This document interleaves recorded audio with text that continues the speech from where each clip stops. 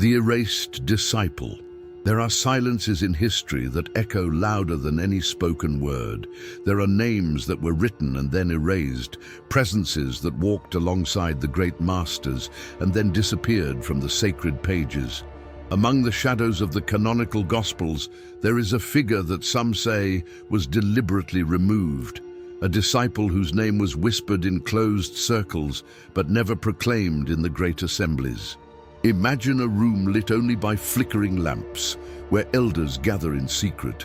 His wrinkled hands hold ancient parchments, and his tired eyes scan lines that others will never read.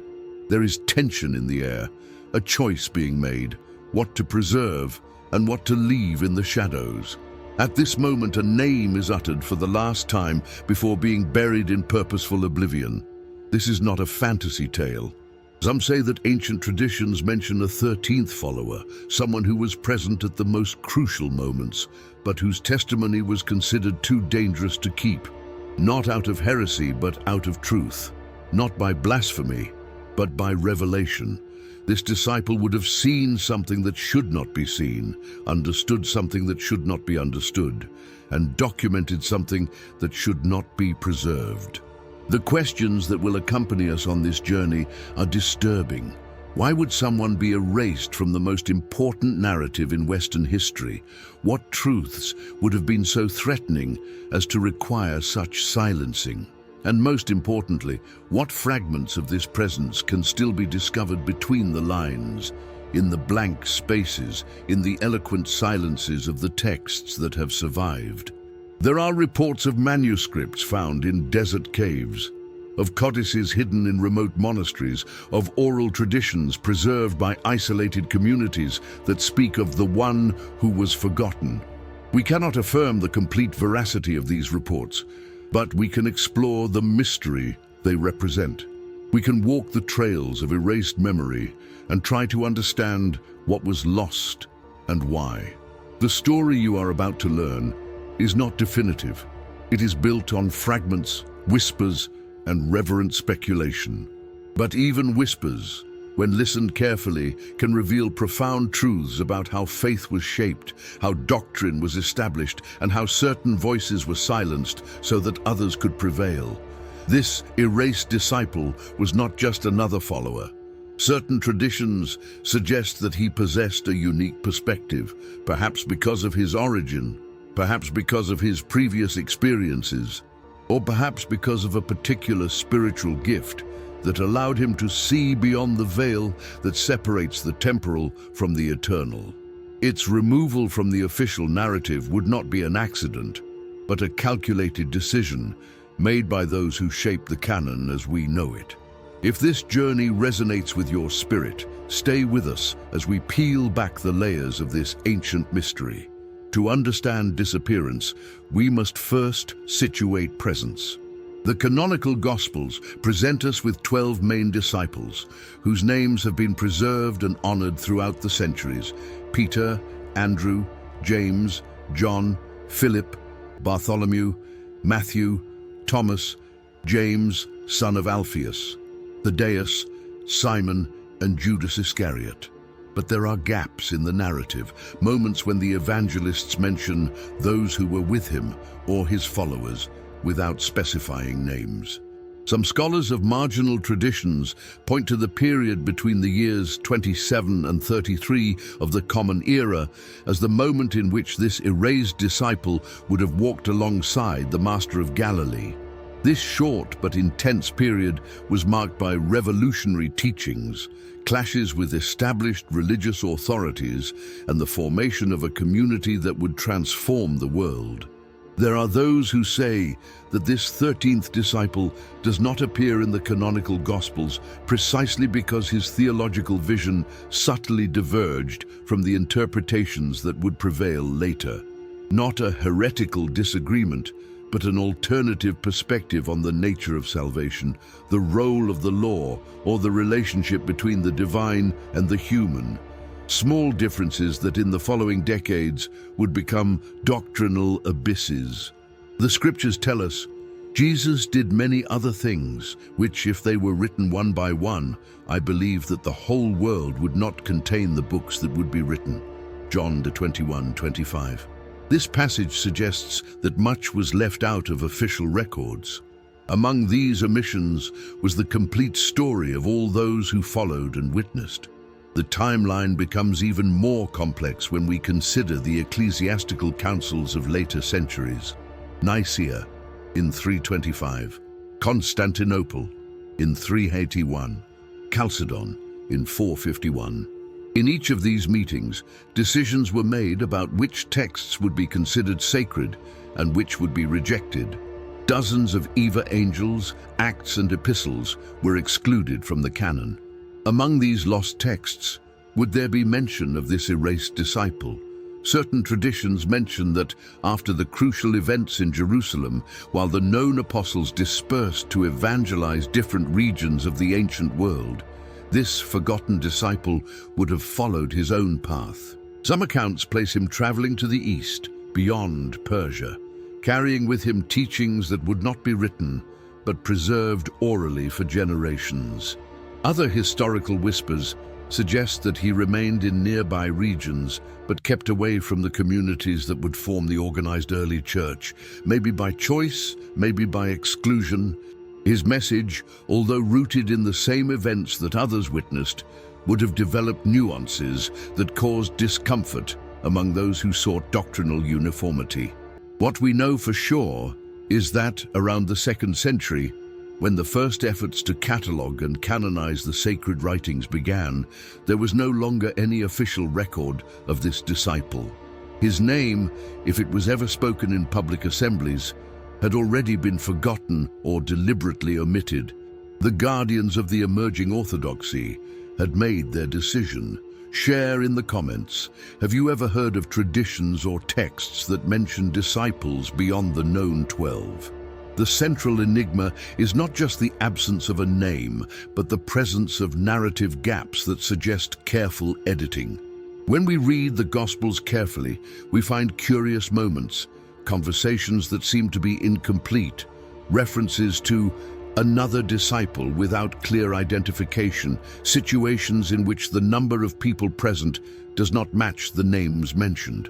There are, for example, passages in which the evangelists speak of the disciples, or those who followed him, in contexts where we would expect specific names. These generalizations may simply be narrative style, or they may be traces of a later edit that removes specific references to individuals who, for some reason, needed to be erased from the collective memory. The mystery deepens when we examine non-canonical texts discovered over the past few centuries. In Nag Hammadi, Egypt, in 1945, an entire library of alternative gospels was found. Among these texts, there are mentions of followers who do not appear in the canonical Gospels, of secret teachings given to a chosen few, of a hidden tradition that ran parallel to the public tradition. Certain traditions preserved in isolated Christian communities in the Middle East and Ethiopia speak of the one who saw but did not speak, a mysterious figure who would have witnessed the most important events, but whose silence was interpreted in two ways: as obedience to a superior order to keep secret, or as a consequence of forced silencing. The question that haunts us is, why erase? If this disciple was simply another follower, what would be the harm in mentioning his name? Logic suggests that there is something about his identity, his perspective, or his teachings that posed a challenge to the narrative being constructed by the emerging leadership of the early church. Some scholars from fringe traditions propose that this disciple could have been a woman, and that his erasure reflects the gender politics that quickly took hold in Christian communities. Others suggest that he could have been of Gentile origin, a non-Jew whose inclusion among the closest disciples would have complicated the narrative of continuity between Judaism and nascent Christianity. There are still those who speculate that this disciple had knowledge of mysteries that should remain hidden, Not worldly secrets, but spiritual truths considered too advanced, too dangerous, or too destabilizing to be shared widely. Its erasure would then be a way of protecting both the community and knowledge itself. What makes this mystery even more intriguing is that, unlike clearly heretical figures who were denounced and fought in the early centuries, this disciple simply disappeared. There are no controversies recorded against him, there are no formal convictions, and there are no theological debates preserved. It's as if it never existed, and maybe that's exactly how some wanted it to be. Follow this investigation with us as we delve deeper into the shadows of history. To understand the erased, we need to know those who remained visible. Pedro, the impulsive fisherman who would become the stone on which an institution would be built. John, the beloved disciple, guardian of mysteries and author of apocalyptic texts. James, the first martyr among the 12. Each of these men had their role defined, their narrative preserved, their legacy established. But there is an interesting pattern. Each disciple, the known, represented a faction, a perspective, a segment of the primitive community. Peter represented conservative Judeo-Christians. Paul, although not one of the 12, represented openness to the Gentiles. John represented the mystical and prophetic tradition. James represented continuity with Jewish law. Certain traditions suggest that the erased disciple did not fit neatly into either of these categories. He was something other, something liminal, someone who moved between worlds without completely belonging to any. This ambiguity could have been seen as a spiritual richness or as a threat to community cohesion. Scripture reminds us, God chose the foolish things of the world to shame the wise, and God chose the weak things of the world to shame the strong. 1 Corinthians chapter 1:27. If this principle of divine choice privileges the unlikely, then perhaps the erased disciple was so unlikely that his presence defied all established categories. Among the characters who would have interacted with this forgotten disciple, there are mentions in marginal texts of certain women who followed the Galilean master. Mary Magdalene, Mary of Bethany, Joanna, Susanna, and many others whose names barely appear in the canonical Gospels, but who were clearly an essential part of the community. Would the erased disciple have maintained special connections with these female figures, which would further complicate their presence in an increasingly patriarchal narrative? There are also enigmatic references to secret disciples, figures such as Joseph of Arimathea and Nicodemus, who followed the teachings but maintained a certain distance from public activities. The erased disciple could have been a more radical version of this category, someone so secret that he was eventually forgotten even by those who preserved the accounts of the other hidden followers. Some ancient accounts mention tensions between known disciples, disputes about who would be the greatest, about who would have the correct interpretation of the teachings, about the path the community should follow. In these disputes, where would the erased disciple be? Was he a mediating voice trying to harmonize conflicting perspectives? Or was he himself a source of conflict, defending a vision that neither side was willing to accept? The figure of the traitor, Judas Iscariot, also offers us an interesting clue. His betrayal is well documented, but his motivations remain the subject of debate. Some Gnostic traditions suggest that Judas acted under divine instruction, fulfilling a necessary role in the drama of redemption. If this perspective existed in early times, would the disciple have shared this controversial view? If this mystery touches your heart, join us on this search for forgotten truths. The erasure of a disciple was not an isolated act, but part of a broader conflict over the nature of spiritual truth and who had the authority to define it. In the first centuries after the events in Jerusalem, multiple interpretations of the teachings circulated in different communities. Some emphasized salvation by grace, others by obedience to the law. Some saw the Master as fully divine, others as fully human, and still others as a mysterious combination of both. This initial pluralism would eventually give way to a defined orthodoxy, but the process was long and conflictual. At each stage, decisions were made about which texts to preserve and which to discard, which leaders to recognize and which to marginalize, which interpretations to accept and which to condemn. The erased disciple would have been one of the victims of this standardization process. The conflict was not only theological, but also political. The emerging church faced external persecution and needed internal unity to survive. Dissenting voices, even if sincere and based on genuine experiences, could be seen as threats to necessary cohesion. The erased disciple, with his unique perspective, could have been sacrificed on the altar of uniformity. There are those who say that this disciple taught a more contemplative form of spirituality, less focused on institutional structures and more centered on the direct experience of the divine. This emphasis on the mystical over the institutional would naturally conflict with those who sought to establish fixed hierarchies, liturgies, and doctrines. Certain traditions mention that the erased disciple would have received special teachings in moments of retreat, when the master moved away from the crowds and spoke only to a chosen few. These teachings, transmitted orally and never written down in canonical texts, would have included interpretations that complicated the simple message that the early church wanted to propagate. The spiritual conflict also had practical dimensions. The early Christian community faced concrete questions: how to relate to the Roman Empire, how to dealing with unconverted Jews, how to deal with slavery, how to structure celebrations and rituals.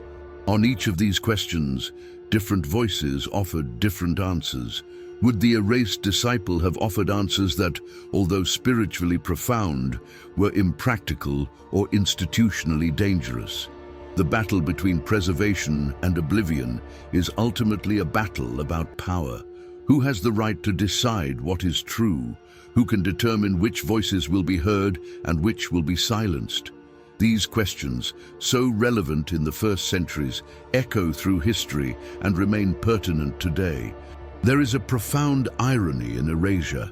By trying to eliminate a perspective, the guardians of orthodoxy have inadvertently made it more intriguing. The silence about the erased disciple created a void that imagination and spiritual speculation filled over the centuries.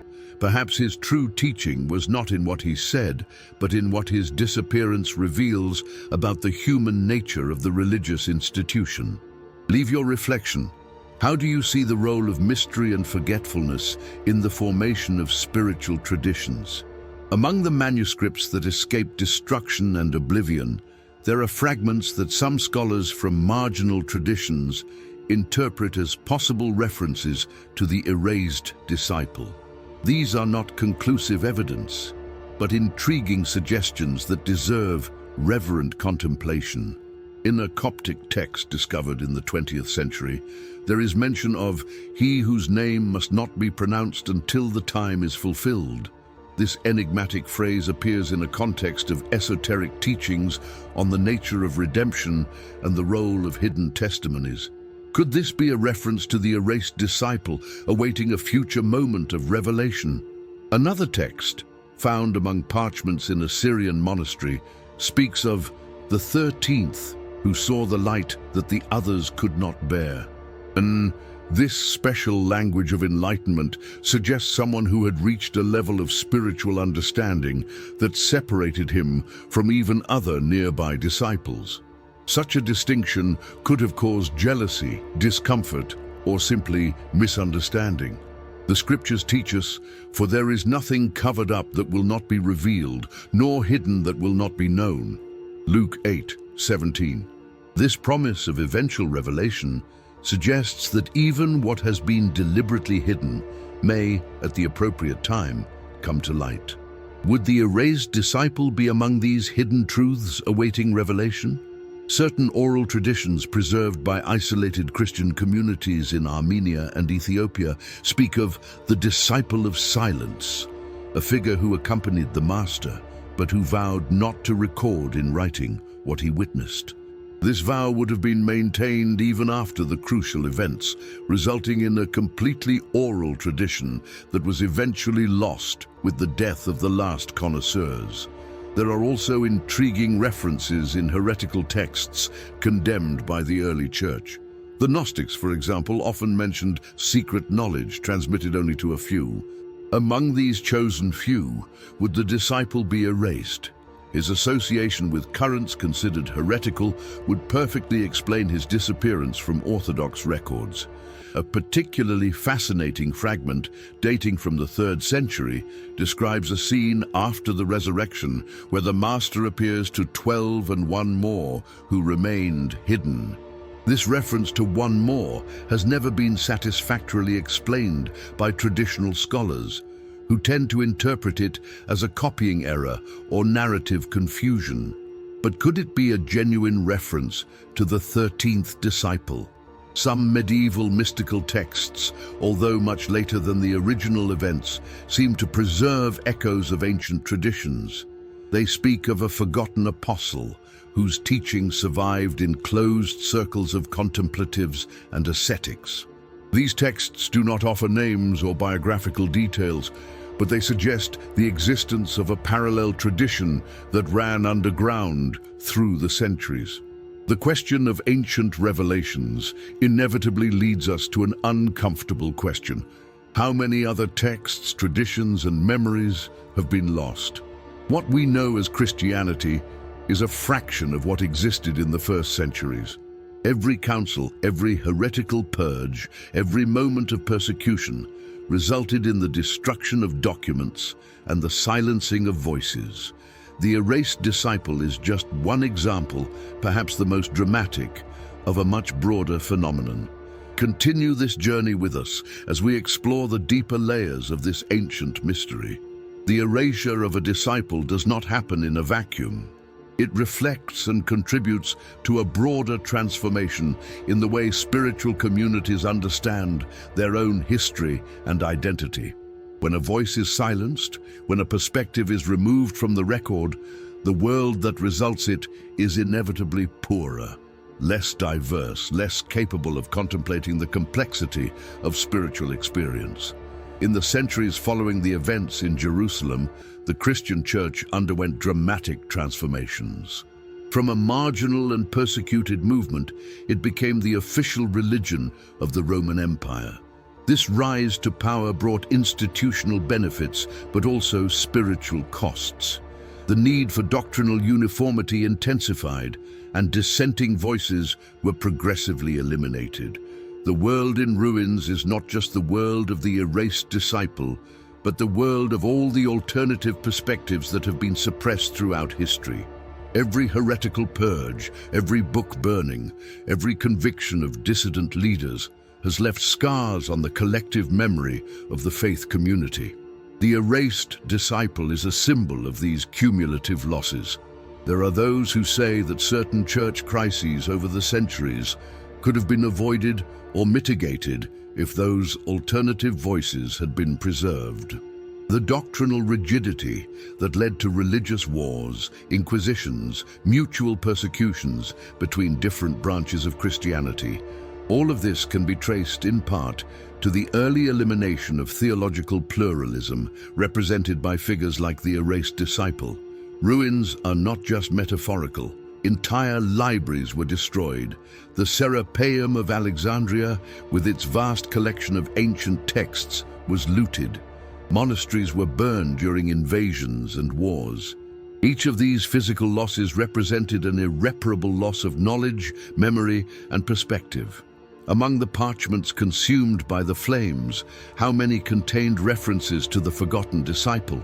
Certain traditions mention that followers of the erased disciple, realizing the danger of complete obliteration, would have hidden texts in remote locations.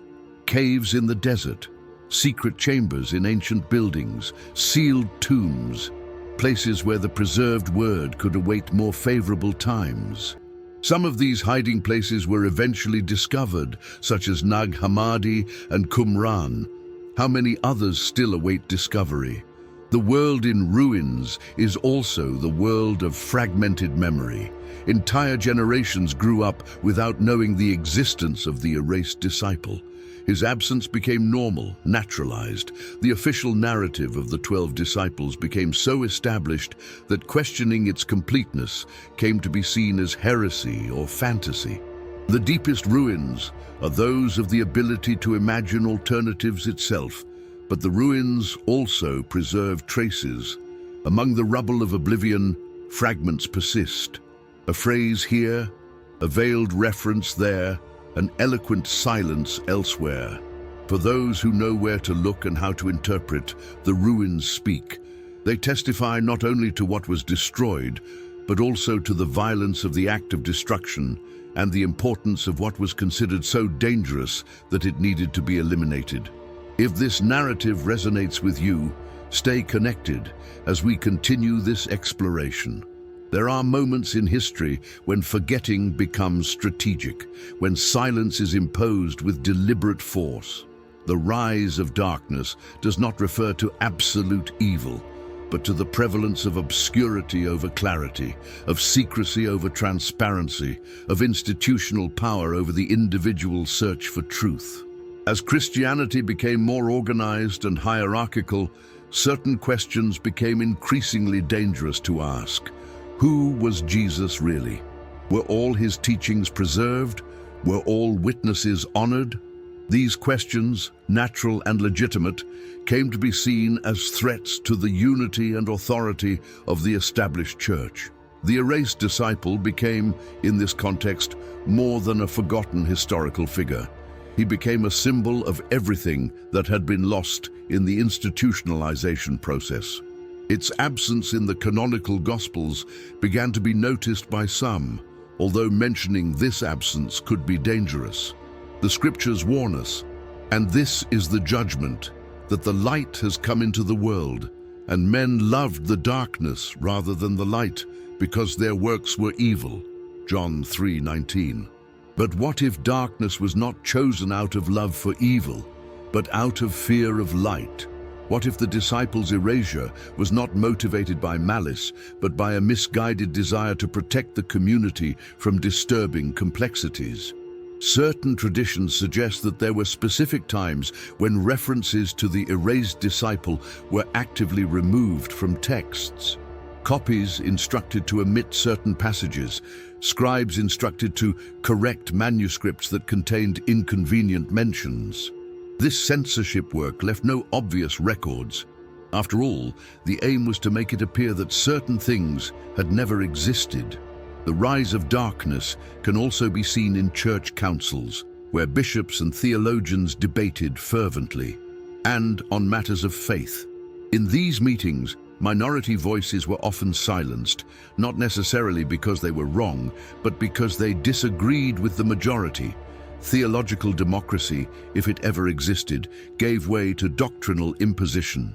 There are reports of persecution of communities that preserved alternative traditions. Groups labeled as heretics were dispersed, their leaders executed, their texts burned. Among these groups, would there be some who still kept memories of the erased disciple? The history of victors rarely preserves the voices of the defeated. The paradox of darkness is that it makes visible, by contrast, the light it tries to hide. The more you try to erase something, the more attention is drawn to its absence. The void left by the forgotten disciple became, for some, more eloquent than any presence could have been. Silence turned to screaming. The question that haunts us in this block is, why the fear? If the erased disciple was genuinely insignificant, why go to the trouble of erasing him? If his teachings were merely mistaken, why not preserve and refute them? The very intensity of forgetting suggests the importance of the forgotten. Share your perspective. How do you interpret silences and absences in sacred narratives? But not all lights can be turned off. Even in the darkest times, there were always those who preserved, who remembered, who resisted oblivion. The resistance of light has manifested itself in subtle and creative ways over the centuries. Isolated communities, protected by mountains or deserts, kept alive oral traditions that urban churches had abandoned. Copying monks, even as they obeyed orders to omit certain passages, sometimes left subtle marks, unusual white spaces, cryptic marginal comments, symbols that only initiates could interpret. There are those who say that certain medieval mystical orders, such as some branches of Eastern monasticism, preserved teachings attributed to the erased disciple. These teachings were not written down in formal treatises, but transmitted orally from master to disciple, from generation to generation. Oral tradition, although vulnerable, has a flexibility and resilience that written text sometimes lacks. Resistance also manifested itself in art and architecture. Certain ancient churches contain symbols and images that do not fit neatly into official iconography. Nameless figures in frescoes, cryptic references in inscriptions, numbers that don't add up correctly. Could these be veiled expressions of forbidden memories? Reform movements throughout history also represented, in a certain way, resistance to erasure. When Luther challenged papal authority, when dissident groups questioned established doctrines, they were not necessarily seeking to rescue the erased disciples specifically, but they were exercising the same principle: the right to question, to seek, to not accept imposed silence as the final answer. Certain Christian esoteric traditions, such as the Rosicrucians and certain branches of Christian gnosis that survived clandestinely, claimed to possess lost knowledge of early times. Among this knowledge, there would be information about forgotten disciples and suppressed teachings. We cannot verify these claims, but they testify to a persistent perception that something important has been lost. The discovery of ancient texts in the 19th and 20th centuries represented a dramatic form of light resistance. When the Nag Hammadi scrolls were found in 1945, or when the Dead Sea Scrolls came to light in 1947, windows opened onto spiritual worlds that had been obscured for centuries. Every archaeological discovery is, in a sense, a victory against oblivion. Resistance also happens in the heart of each individual seeker who refuses to accept ready-made answers.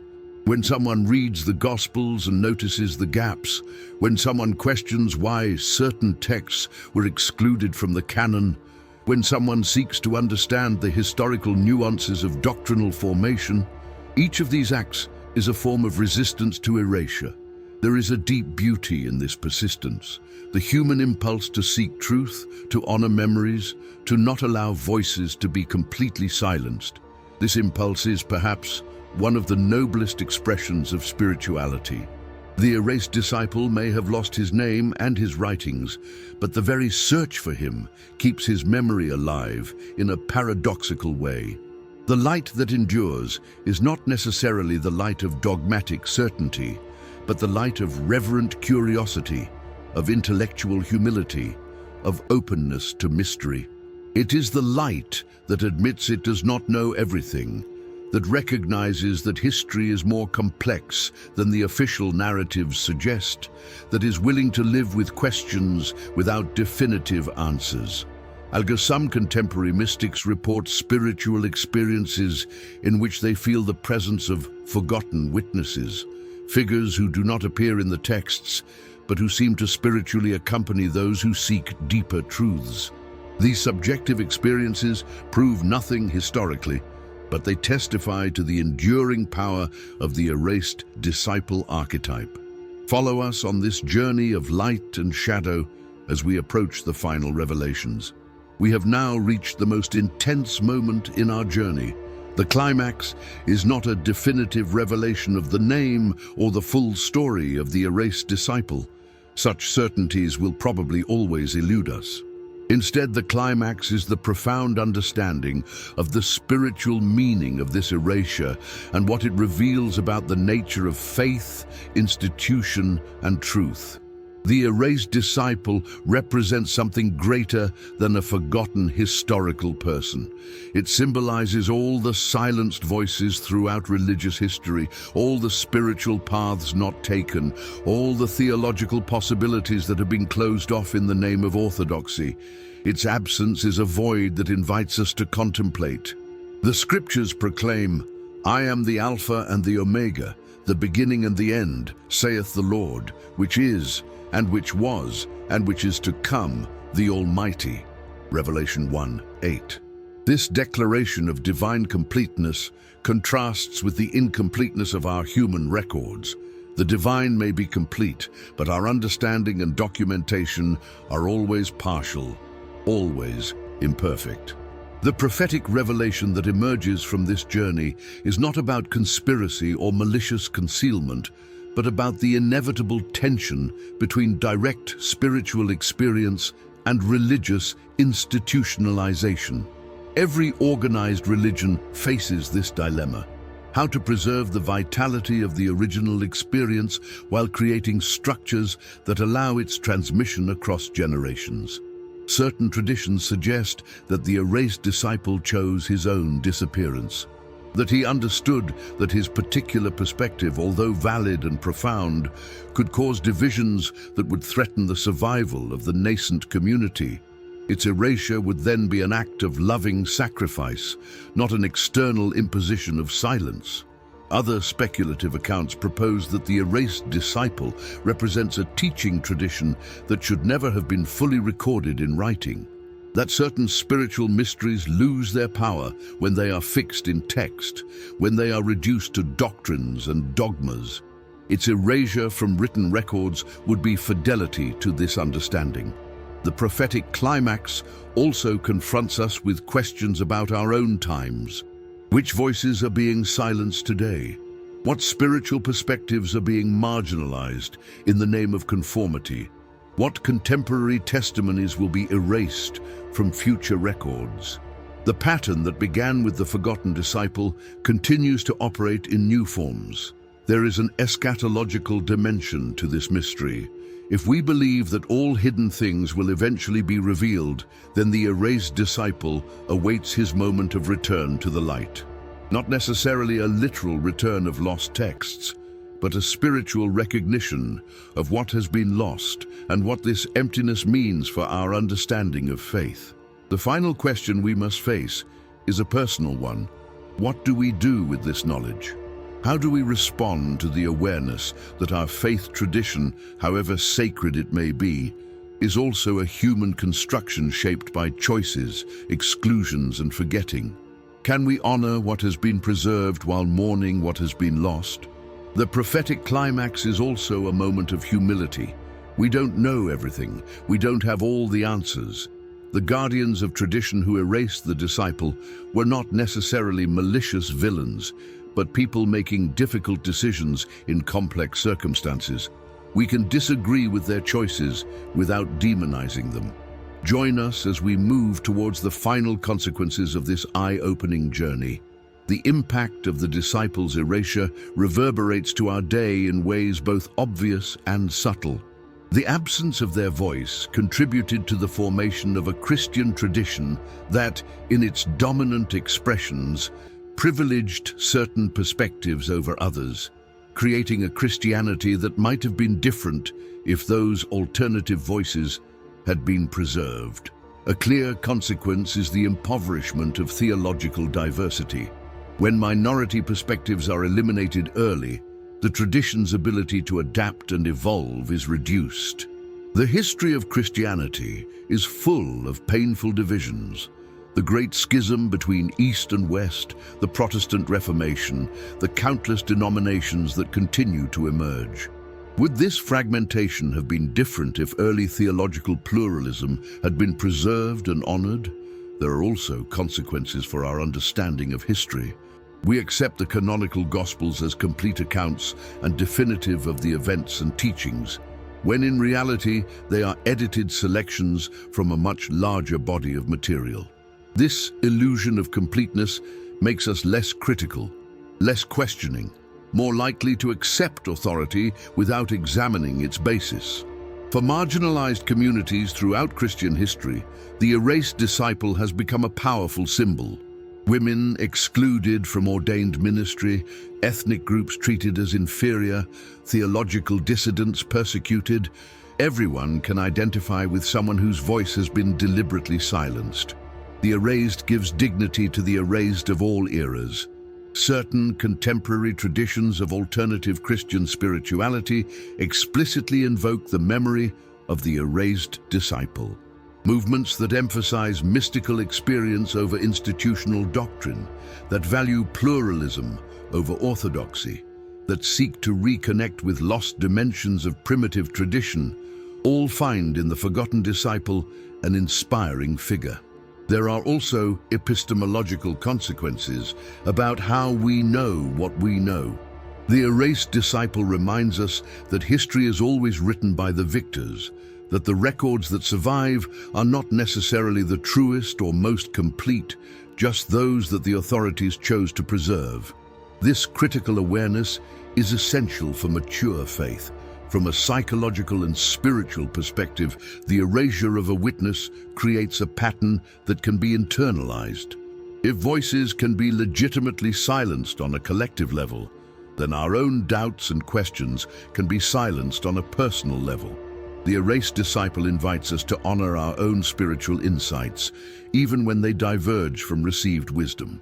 The consequences are also methodological for scholars and researchers. The awareness that texts have been edited, that traditions have been suppressed, that voices have been erased, makes a hermeneutics of suspicion necessary, not a cynical distrust, but a careful reading that seeks the eloquent silences, the revealing gaps, the traces of what was removed. In the field of social justice and ethics, the erased disciple reminds us that forgetting is not neutral. We choose what to preserve and what to let disappear, and these choices have moral consequences. Who has the power to erase? Who suffers from the erasure?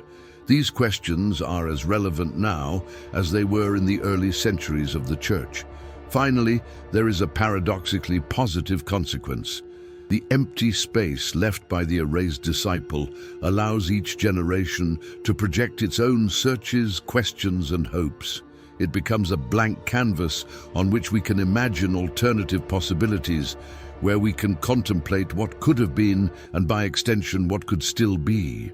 Leave your reflection on how these themes resonate with your own spiritual journey. We have reached the end of this journey through the shadows of memory and the corridors of oblivion. The erased disciple ultimately remains a mystery, but it is a mystery that teaches us as much as any certainty could. By contemplating this forgotten figure, we learn about the human nature of the religious institution.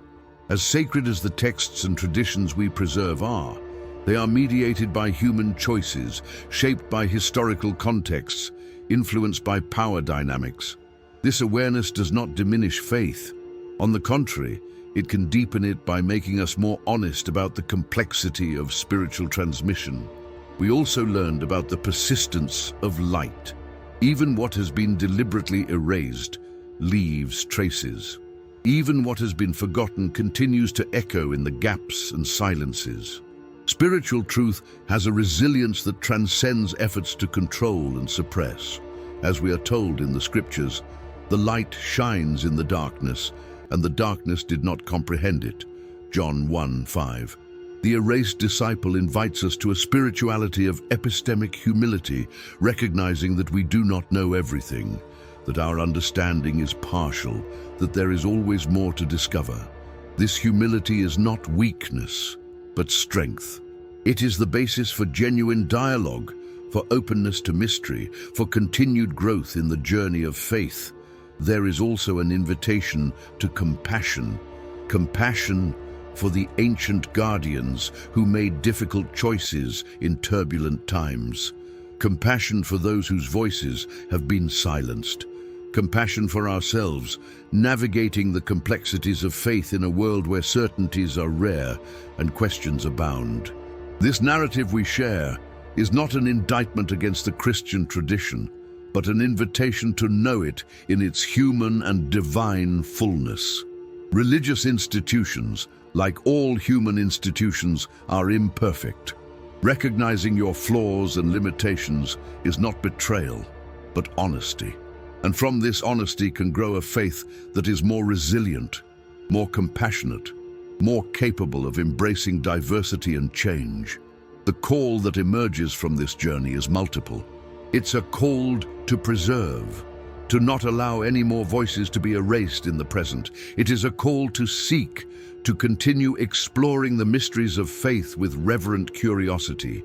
It is a call to honor, to recognize that those who came before us, even the forgotten ones, contributed to the spiritual tapestry we have inherited. It is also a call to contemplative action.